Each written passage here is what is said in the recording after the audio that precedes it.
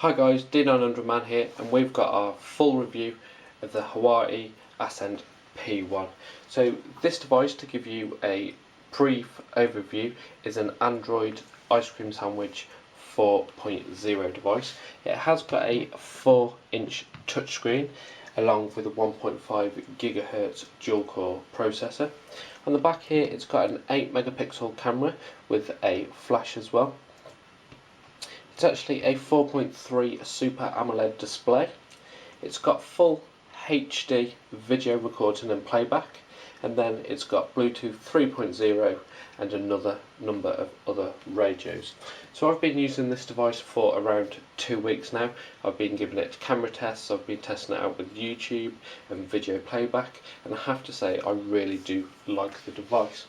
I love how thin the device is as well, just measuring 7.7mm thick at its thickest point, which is just here, and it does work really nicely in the hand. One major problem with this device, however, is the fingerprints that it tracks on both the back of the device, as you can probably tell here, and also the screen of the device, and I have forever been wiping this down my shirt. Now I like how easily all the buttons are easy to press, so the button on the side to wake it up is easily accessible, and then the capacitive buttons down at the bottom with my thumb, and also the volume buttons as well. One thing, however, I didn't like about this device was that it didn't have a removable battery, and for some reason it's still a big sore point with myself. I do like devices that have removable batteries, even though I do use an iPhone for my daily driver. I still find that a big bugbear. Now this device does have a fair amount of internal storage, but you then can upgrade it with a micro SD card, which just slots in here. Another killer point about this device is that it takes a full SIM card. Now nowadays, with devices using more of a micro SIM or the iPhone 5 using a nano SIM, it becomes a bit of a pain when swapping this out, and also when trying to swap it out, it's really hard to get that SIM card out of that tiny little slot there. You kind of have to use some tweezers to be able to get it out. Now, actual use of the phone, I do think it has got a very good speaker, and people I've been ringing on this device have been able to hear me clearly, and I also have been able to hear them nice and loudly. The device reacts very well to touch, even though it does have a small amount of lag on the touch, and that 1.5 GHz dual core processor I do feel could be tweaked to make this device run a lot smoother. However, I do like how the device looks. You can then pick to have this 3D home screen, as you can see here. It rotates and it's more of a 3D view, or if we go to home you can pick a more traditional 2D screen as well. Now one thing I'm not going to show you is how the Android operating system works, and I'm pretty sure that you all know about this, but it does have the normal functions such as the YouTube application. It has Google search, it has recorders, it has Google Plus, latitude, maps, and the maps has also got the turn-by-turn navigation in here. It's got the Google Play Store, and it's got music, and it's got all the normal Google applications that you would expect from Android, and then with a few others included as well. But we're going to do a few tests. First of all is going to be a browser test, so we're just going to go to the Fenix-Tech website and we'll see how quickly this loads. So here we go, it's booting up like so.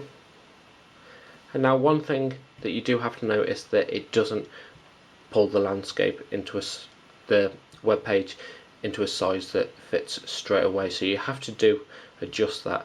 But scrolling on here is perfectly fine, and it renders the web page over Wi-Fi really well.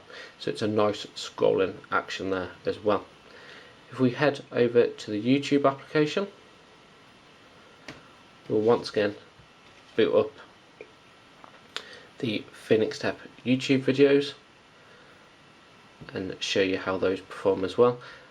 Now, one thing I do love about the Android and now iOS is the YouTube application. It's one of my favourite applications on Android devices. Got a smartphone review for you today.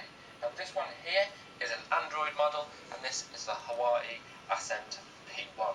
So to have a brief look over the box, first of all, you're going to get that front view of the phone that you're picking up, and then on the side you're going to get a side profile, and you can see how slim this device is. Okay, so the device doesn't go exceptionally loud, however that screen resolution is very, very nice, and the angles that you can see the screen at work absolutely perfectly, so that is a plus side for this device. If we go into sending a text message, we'll show you how quickly that you can send text messages.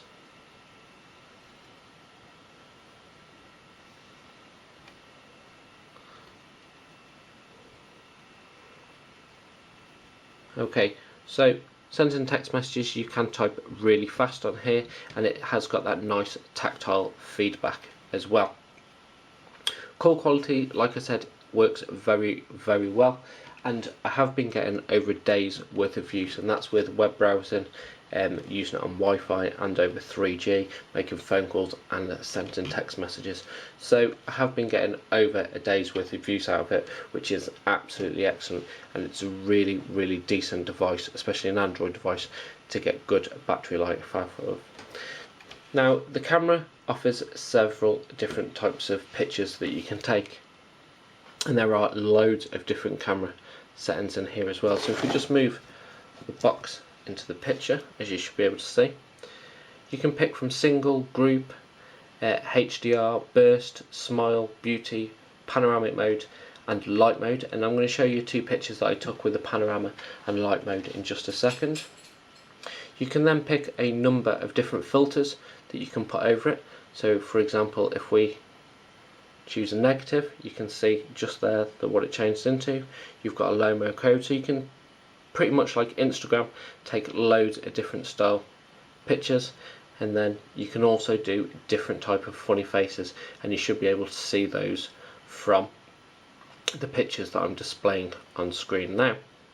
You've then got also loads of other settings as well, so you've got different settings for the scene mode, the white balance, the ISO, the image adjustment. You've got a timer on there, how quickly you can review it, the picture quality, the pitch side, whether it's in widescreen, autofocus, face detection, red eye reduction, and a number of other different things. Now, the camera quality on here, even though it is a 8 megapixel camera, isn't exactly the best, and I wasn't thrilled with the indoor shots even on low light mode. Now, that low light mode is on the screen now next to the picture without low light mode, and I do say it does pick up some decent parts of the object that you're capturing, but it's still not a great camera. Now, outside it's a totally different story, and the panoramic picture, which is on screen now, works really, really well, and it's so easy to use.